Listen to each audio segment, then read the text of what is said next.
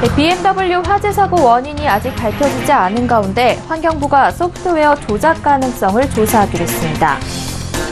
손해보험사의 자동차 보험 손해율이 증가하자 보험업계가 보험료 인상을 검토하는 가운데 금감원이 제동을 걸고 나섰습니다. 삼성전자가 미국 뉴욕에서 갤럭시 노트 9을 공개했습니다. 인공지능을 활용한 로보 어드바이저가 자산 포트폴리오 관리뿐 아니라 특정 종목의 주가나 가상화폐 가격까지 예측해주고 있습니다. 센 뉴스 플러스 잠시 후 뵙겠습니다.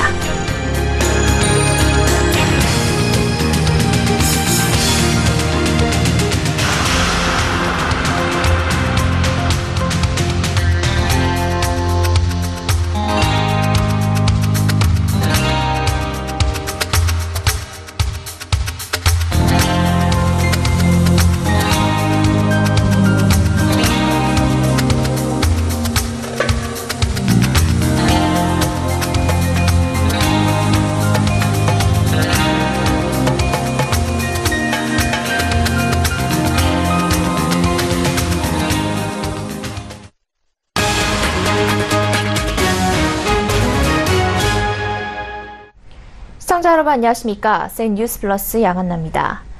연일 BMW 차량에 불이 나고 있지만 단기간 국내 사고가 집중된 원인은 아직 밝혀지지 않고 있습니다. 민간 전문가들은 한국과 독일에 같은 부품을 썼다면 소프트웨어가 조작됐을 가능성을 꾸준히 제기하고 있습니다. 지난 4월 소프트웨어 문제로 BMW 차량을 리콜한 환경부에서 소속 전문가들을 조사에 투입하기로 했습니다. 정창신 기자입니다. 올 들어 불에 탄 BMW 차량은 총 36대, 이 중 7, 8월에 56%가 집중됐습니다. 배기가스 재순환 장치가 화재 원인으로 지목된 가운데 10만 대가 넘는 차량의 리콜이 진행 중이지만 유독 국내에서만 단기간에 불이 난 이유는 설명되지 않았습니다. BMW 측은 한국과 독일에서 판매되는 차량에 같은 부품을 쓴다고 밝혔습니다. 민간 전문가들은 같은 부품을 쓴 게 사실이라면 이를 움직이게 하는 소프트웨어에 문제가 있을 가능성을 제기합니다. 국내에서 화재가 급증한 부분들은 결국은 다른 요소에서 찾아야 된다는 첫 번째 이유라고 볼 수가 있습니다. 소프트웨어, 이슈에 들어가는 업데이트 프로그램을 변경했을 가능성이 있다는 거죠. 실제로 지난 4월 환경부가 내린 BMW 리콜 당시 BMW는 EGR 밸브 등 부품뿐 아니라 ECU, 전자 제어 장치 프로그램을 업데이트하도록 조치했습니다. 저희가 했던 ECU 업데이트는 그 EGR 밸브가 열렸는지 닫혔는지를 ECU에서 제대로 인지가 안 돼서 그걸 제때 열고 닫지 못하는 문제가 있기 때문에 관련 소프트웨어를 이제 추가하는 방식으로 ECU를 업데이트했던 거고. 민간 전문가들이 EGR 가동률 자체를 다르게 설정했다는 것과는 다른 이유인 겁니다. 환경부는 BMW 화재 조사를 위해 구성 중인 민관 합동조사단의 전문가를 보낼 계획입니다. 환경부 관계자는 조사단에 참여하려고 협의하고 있다면서 민간에서 지적하는 소프트웨어 문제도 들여다볼 수 있다고 설명했습니다. 서울경제TV 정창신입니다. 손해보험사들이 손해율 악화 등을 이유로 올해 자동차 보험료를 3에서 4% 넘게 올릴 것이란 얘기가 나오고 있는데요. 금융감독원이 손보사들의 손해율을 진단해보니 당장 보험료를 올릴 요인은 찾아보지 못했다고 분석했습니다. 앵커 리포트입니다. 금융감독원이 손해보험사들의 자동차 보험료 인상 움직임에 제동을 걸고 나섰습니다. 금감원은 오늘 2018년 상반기 자동차 보험 사업 실적을 발표하고 보험료가 과도하게 인상되지 않도록 감독하겠다고 밝혔습니다. 금감원에 따르면 국내 11개 손해보험사의 상반기 자동차 보험 손해율은 81.7%로 지난해 상반기보다 3.9%포인트 상승했습니다. 손보업계는 손해율 상승을 이유로 자동차 보험료를 올리고 싶어 하지만 금감원은 사업 비율 개선으로 실제 손보사들의 적자폭은 작다고 분석했습니다. 지난 상반기 손보사의 자동차 보험 사업 비율은 18.5%로 전년 동기 대비 0.7%포인트 개선됐습니다. 사업 비율은 보험료 수입에서 인건비와 마케팅비, 모집 수수료 등 사업비가 차지하는 비중을 말합니다. 금감원 관계자는 손보사 자동차 보험의 손해율이 80%를 넘어서는 등 보험료 인상 요인이 있지만 사업비 절감 등 인하 요인도 있다고 설명했습니다. 저희가 보기에는 하반기에 인상 요인도 있지만 인하 요인도 분명히 있다. 그리고 저희 손해율도 좀 높아진다고 하는데 저희가 썼지만 1분기에는 좀 높고 2분기에는 좀 내려가고 해서 3분기, 4분기도 두고 봐야 한다는 거죠. 실제 손보사의 손해율은 1분기 82.6%이지만 2분기 들어 80.7%로 다시 내려가는 추세입니다. 금감원은 보험금 누수 방지를 제도화하고 사업비 절감 등을 유도해 보험료 인상 요인이 과도하게 발생하지 않도록 감독하겠다고 덧붙였습니다. 서울경제TV 양은하입니다. 삼성전자가 우리 시간으로 어제 밤늦게 미국 뉴욕에서 갤럭시 노트 9을 공개했습니다. 다음 달 출시 예정인 애플의 아이폰 신제품 공개에 앞서 갤럭시 노트 9을 공개하면서 하반기 글로벌 스마트폰 시장의 주도권을 잡겠다는 의지로 보입니다. 이번 신제품은 기존의 노트 시리즈의 S펜을 강화한 게 가장 큰 특징이라고 합니다. 김상용 기자입니다. Ladies and gentlemen, it is my great pleasure to present the all-new Galaxy Note 9. 삼성전자가 미국 뉴욕에서 전 세계 미디어를 대상으로 갤럭시 노트 9을 공개했습니다. 이번에 선보인 신제품은 삼성전자가 부진을 면치 못하고 있는 갤럭시 S9의 부진을 만회하기 위해 내놓은 제품인 만큼 제품 공개에 앞서 전 세계적인 관심을 받았습니다. 갤럭시 노트 9의 가장 큰 특징은 블루투스 기능을 탑재한 S펜과 대용량 배터리, 저장 공간 확대를 꼽을 수 있습니다. 삼성전자는 한층 진화된 S펜으로 기존 제품과 차별화를 꾀했습니다. S펜에 블루투스 기능을 넣어 S펜으로 애플리케이션을 실행하거나 카메라와 동영상, 갤러리 등을 원격으로 제어할 수 있고 프리젠테이션 중 슬라이드를 넘기는 것도 가능합니다. 배터리 역시 4000mAh로 노트 8보다 21%가량 용량을 늘려 하루 종일 충전 걱정 없이 사용할 수 있도록 배터리 성능을 강화했습니다. 또 내장 메모리는 기본 128GB로 출시되고 특히 512GB 내장 메모리 제품도 판매할 예정입니다. 따라서 512GB 마이크로 SD 카드와 함께 사용할 경우 1TB 메모리 용량을 사용할 수 있게 된 것입니다. 갤럭시 노트 9 언팩 행사에 참여한 외신과 소비자들의 반응도 뜨거웠습니다. The coolest part of the new Note 9 is it's got to be the Bluetooth pen, right? Because I can write on it, I can draw on it, and I can control the phone from far away.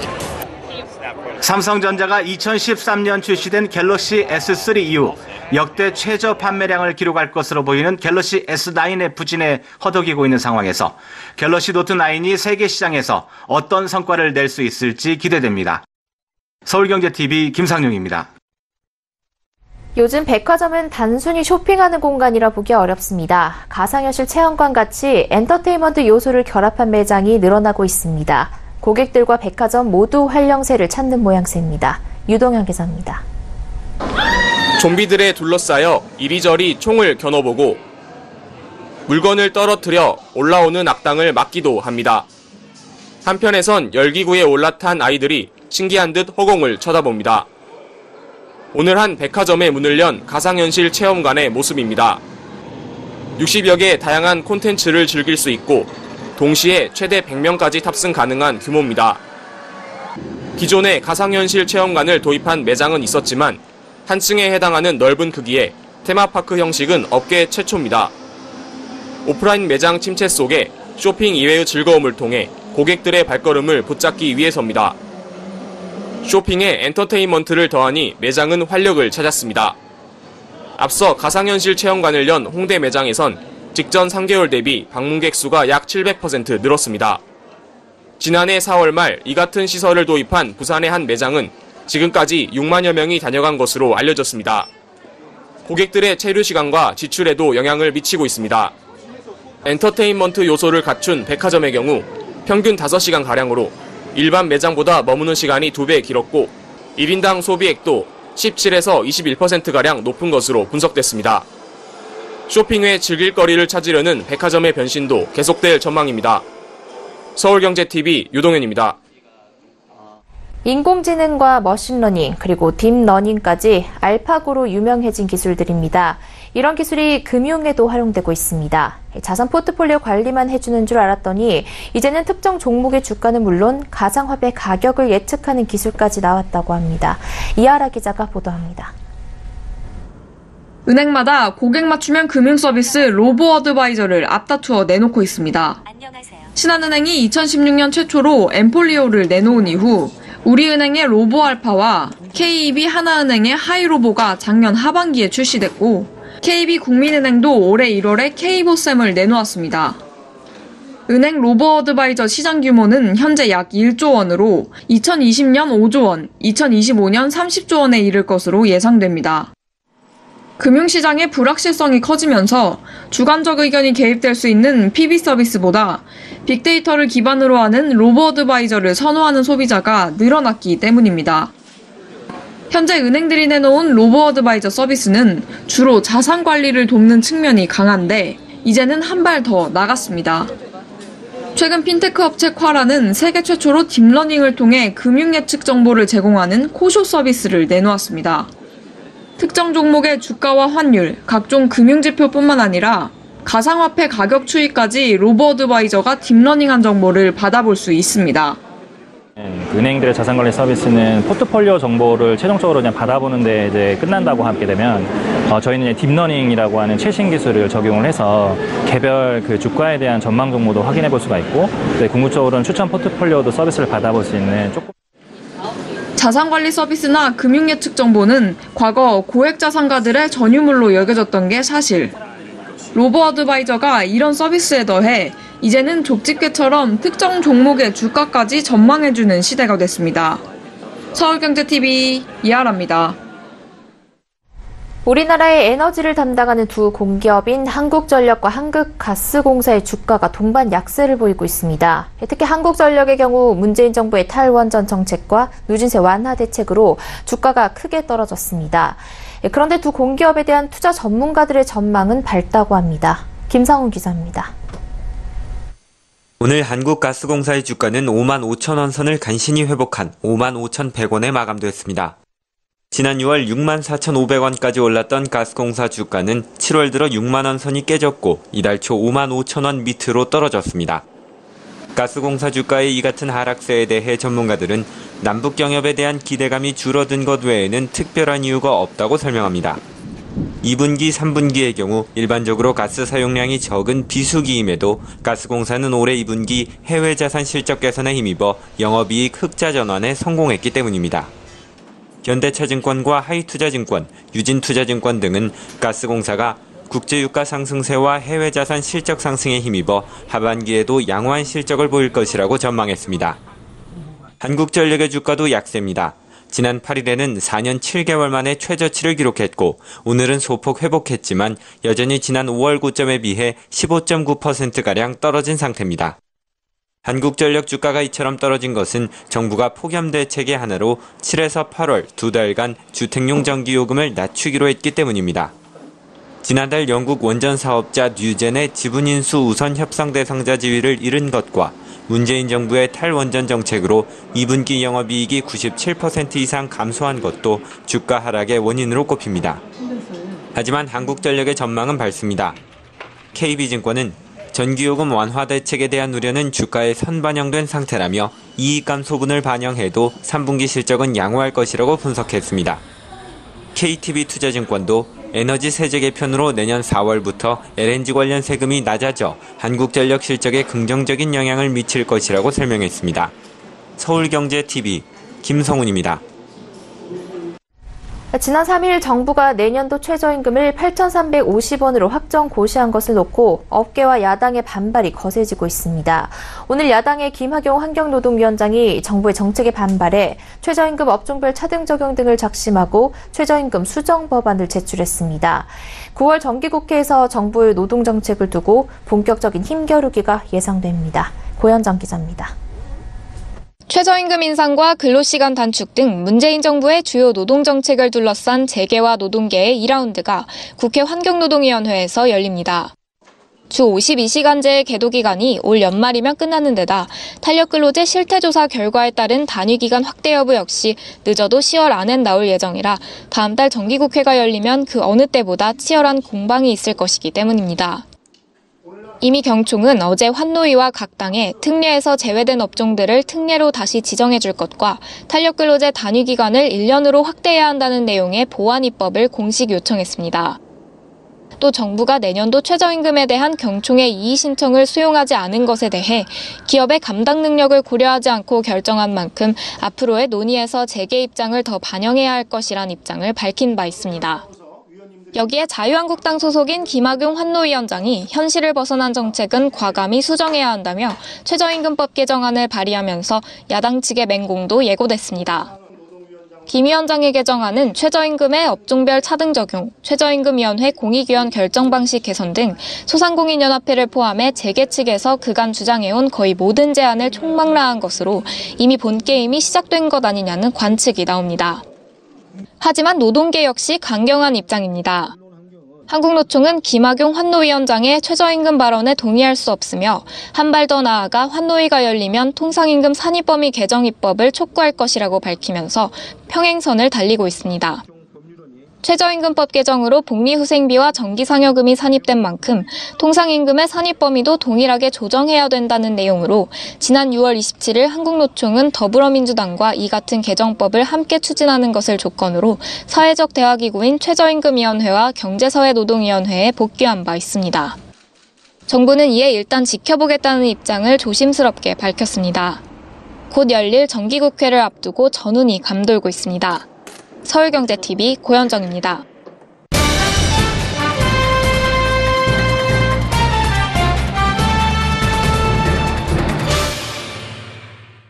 김학용 국회 환경노동위원장이 최저임금 보완 법안을 언급하고 나섰습니다. 국회에 계류된 최저임금과 관련된 보완 법안과 각계각층의 요구를 개정안에 총망라하겠다는 건데요.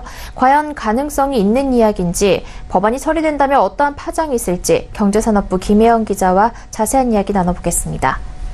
김 기자, 어제 김학용 국회 환경노동위원장이 최저임금법 개정안을 내놨는데요. 대략적인 내용 짚어주시죠. 네, 굉장히 이례적이죠. 환노위원장이 직접적으로 나서서 최저임금법 개정안을 발의를 한 겁니다.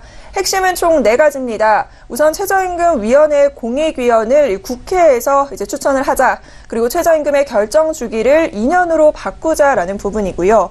또한 이 업종별 그리고 외국인 근로자들은 최저임금을 차등 적용하자. 그리고 마지막으로는 주휴수당을 최저임금 산입 범위에 포함하자라는 겁니다. 하나하나가 다 굉장히 파급 효과가 있는 것들이기 때문에 이제 어떻게 진행이 될지 상당한 관심이 모아지고 있습니다. 네, 환노위원장이 직접 나서서 법안을 발의를 한 만큼 무게가 좀 실릴 텐데요. 네. 이 환노위 위원들의 의견도 어느 정도 수렴이 된 겁니까? 네, 그건 아닙니다. 제가 직접 이 환노위 위원들을 하나하나 취재를 해봤는데요. 사실적으로는 이 위원장의 그냥 전적인 생각일 뿐 사전에 어떠한 협의나 논의의 과정은 없었다라고 입을 모읍니다. 현재 김학용 위원장이 자유한국당 소속인데요. 아무래도 여당이 아니라 야당이기 때문에 현재 문재인 정부와의 기조와는 조금 다른 결을 보이고 있는 겁니다. 네, 그럼 이런 상황에서 김학용 위원장이 입법 발의한 내용이 실질적으로 처리가 될 가능성이 있습니까? 네, 현재 최저임금 이제 인상에 따른 부작용이 연이에 매스컴을 오르내리고 있잖아요. 아무래도 이제 후폭풍이 좀 확산이 되고 있는데 이 가운데 환노위원장이 직접적으로 나서서 최저임금법 개정안을 좀 내놓겠다, 수술을 좀 하겠다라는 의지를 내비치고 있는 만큼 여야 간의 격돌이 예상이 됩니다. 민주당 내 여론은 또 어떠할지 취재를 해봤는데요. 사실상 분위기가 좋지는 않습니다. 이제 공익위원들을 국회에서 추천하자라는 부분은 그나마 좀 긍정적이지만 최저임금을 차등 적용하자거나 결정 주기를 바꾸자라는 부분에 있어서는 대부분 부정적인 기류였는데요. 아무래도 사안이 워낙 첨예하기 때문에 이렇다 할 결론을 빠른 시일 내에 내기는 힘들어 보입니다. 네, 그렇다면 우선 발의된 내용을 가지고 이에 대한 파급 효과를 좀 살펴보죠. 네. 우선 최저임금 결정 주기를 바꾸자라는 게 어떤 이야기입니까? 네, 현재는 최저임금위원회에서 매년 이제 최저임금을 결정하게 되는데 이 주기를 1년이 아니라 2년으로 바꾸자라는 얘기입니다. 한동안 최저임금이 좀 급격하게 인상이 되면서 소상공인들이나 자영업자, 중소기업들 사이에서는 최저임금을 감당할 수 있는 수준이 더 이상 되지 않는다라는 호소가 연일 나오고 있는데요. 이런 부분을 좀 반영한 겁니다. 그러나 노동계와 산업계의 입장은 첨예하게 엇갈리고 있습니다. 각 입장 함께 들어보시죠. 2년 주기도 괜찮은 좋은 얘기죠. 최저임금을 1년마다 한 번씩 올려야 되는, 사실 최저임금을 한 번도 떨어져 본 적은 없잖아요, 경기가. 최근에 어쨌든 불평등 문제에 대한 어떤 해법 중에 하나로 최저임금 인상이 이 사회적인 힘이 실리니까 사실 뭐 이걸 어떻게든 좀 늦추고 싶다 이런 의도인 건지 1년으로 하는 거는 당연한 건데 어떻게 보면은 근데 이제 2년으로 하자는 것에 대해서는 그 합리적인 이유가 없지 않는가. 네, 의견이 엇갈리고 있는데요. 그리고 최저임금위원회 공익위원을 국회가 추천을 하자고 하는데 이거는 무슨 이야기인가요? 네, 최근 얘기가 나온 부분인데요. 공익위원들이 정부의 거수기로 전락했다라는 비판이 한동안 상당했습니다. 최저임금위원회는 사용자 그리고 공익위원, 노동자 각각 9명으로 구성이 되는데요. 현재 추천제예요. 공익위원 같은 경우에는 고용노동부에서 추천을 하는데요. 공익위원이 사실상 이제 중재 역할을 해줘야 하는데 그만큼 캐스팅 보드를 쥐고 있는 그러한 권한을 쥐고 있는 겁니다. 그런데 이 공익위원들이 중재 역할을 하기는커녕 친노조 성향에 치우쳐져 있다라는 지적이 나오면서 국회에서 좀 추천을 해야 되지 않냐라는 내용입니다. 네, 이번엔 주휴수당을 살펴보죠. 김 위원장은 주휴수당을 최저임금 산입범위에 포함해야 한다고 주장을 한다고요? 네, 맞습니다. 최저임금 안에 이 산입범위 안에 주휴수당을 좀 넣자라는 건데 주휴수당을 둘러싼 논란이 상당합니다. 자, 그렇다면 이 주휴수당이 도대체 뭐냐 궁금하실 텐데요. 일주일에 15시간 이상 일을 하게 되면 하루치 임금을 덤으로 받을 수 있는 겁니다. 자, 가정을 좀 들어보죠. 우리가 하루에 8시간씩 5일 일을 한다면 주 40시간 일을 하게 되는데 실제 임금으로는 48시간의 임금을 받을 수가 있는 겁니다. 조금 더 이야기를 쉽게 해보도록 할게요. 주휴수당이 최저임금 산입범위에 들어가는 게 왜 문제가 되느냐? 노동자나 근로자 같은 경우에는 산입범위에 이제 주휴수당이 포함이 되게 되면 월급, 급여가 작아집니다. 반대로 경영계 같은 경우에는 이제 월급을 주는 입장이죠. 그렇다 보니 월급이 적어지면 자신들이 감내해야 될 부담이 또 줄어들기 때문에 선호를 하는 건데요.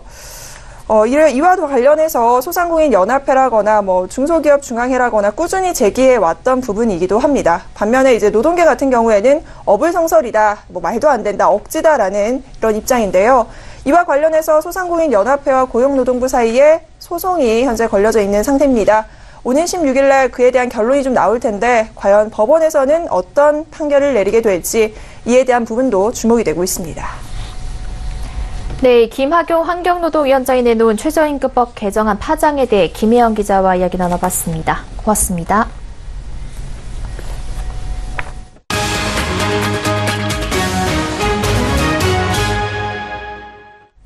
앞으로 리콜 대상 BMW 차량의 중고차 매매 시 성능과 상태 점검 기록부에 리콜 대상임을 명시해야 합니다. 또 중고차 매매업자는 긴급 안전진단과 리콜 조치를 한 BMW 차량만 판매해야 합니다. 국토교통부는 이러한 내용의 BMW 리콜 대상 차량의 긴급 안전진단 이행 및 중고차 유통관리 추진 조치를 마련했다고 오늘 밝혔습니다. 앞서 지난 8일 김현미 국토부 장관은 긴급 브리핑을 통해 안전진단을 받지 않은 BMW 차량과 화재 위험이 있는 차량은 구입과 매매도 자제해달라고 당부한 바 있습니다. 먼저 BMW 중고차 매매 시 성능과 상태 점검 기록부에 리콜 대상임을 명시해 해당 차량의 소유주인 매매업자와 향후 차량을 구매할 소비자에게 명확히 고지하도록 했습니다. 또 중고차 매매업자는 긴급 안전진단과 리콜 조치를 한 차량을 판매해야 합니다. 서울 아파트값 상승세가 6주째 지속되고 있습니다. 지난 4월 이후 넉 달 만에 주간 상승률로는 가장 큰 폭으로 상승했습니다. 부동산 114 조사 결과에 따르면 서울의 아파트값은 지난주보다 0.12% 상승해 6주 연속 오름폭이 확대됐으며 이는 지난 4월 조사 이후 4개월 만에 가장 높은 상승률입니다. 수도권 광역급행철도 착공과 신분당선 연장에 대한 기대감으로 은평구 아파트값이 0.28% 올라 서울에서 가장 큰 폭의 상승률을 보였고 저가 매물이 소화된 양천구가 0.25%로 뒤를 이었습니다. 부동산 전문가들은 강남이나 여의도 등 최근 호가가 많이 오른 곳은 가격 상승에 대한 부담으로 매수세가 주춤한 상황이지만 상대적으로 가격이 저렴한 비투기 지역에서 저가 매물이 거래되고 대기 수요도 이어지고 있다며 특히 개발 호재가 있는 곳들이 강세라고 분석했습니다. 쌍용차 노사가 올해 임금 및 단체 협약 협상을 타결하며 9년 연속 무분교 기록을 세웠습니다. 쌍용차는 어제 치러진 임단협 잠정 합의안에 대한 조합원 찬반 투표에서 합의안이 50.1%의 찬성률로 가결됐다고 밝혔습니다. 개별 사업장에서 시간당 최저임금을 산정할 때 기준이 되는 노동시간에 주휴수당 지급분에 해당하는 유급 휴일 시간도 포함해야 한다는 고용노동부의 방침이 법규로 명문화됩니다. 노동부는 최저임금 산정 기준 시간수에 유급으로 처리된 시간을 합산하도록 하는 내용의 최저임금법 시행령 일부 개정령안을 입법 예고했습니다. 항공면허 심사 중인 진에어는 지난 2, 4분기 매출액과 영업이익으로 각각 2,265억 원과 62억 원을 기록했다고 오늘 밝혔습니다. 매출액은 작년 같은 기간에 비해 18.4% 증가했지만 영업이익은 50% 감소했습니다. 중국 사드 보복으로 매출 부진을 겪었던 롯데쇼핑이 올해 상반기 다소 개선된 성적표를 내놨습니다. 상반기 전체로 보면 롯데쇼핑 매출은 작년 같은 기간보다 0.9% 감소한 8조 7,693억 원, 영업이익은 1.6% 증가한 1,998억 원을 각각 기록했습니다.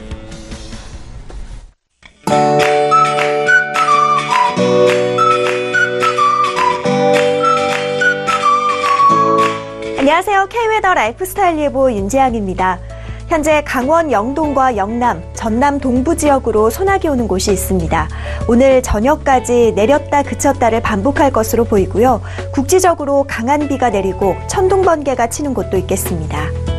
현재 강원 영동과 경북 동해안을 제외한 전국에 폭염특보가 발효 중입니다.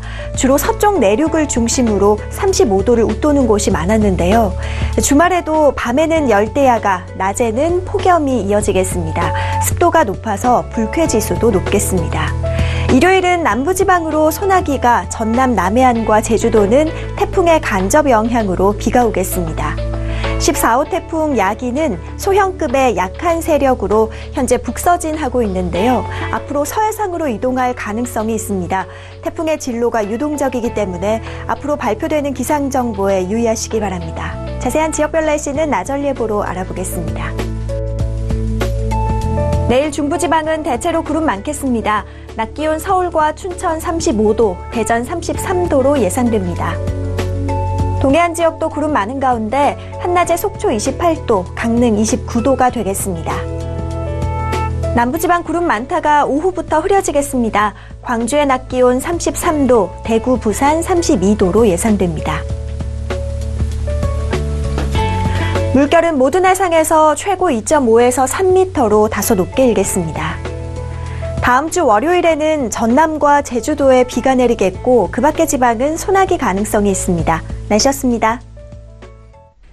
생 뉴스 플러스 여기까지입니다. 시청해주신 여러분 고맙습니다.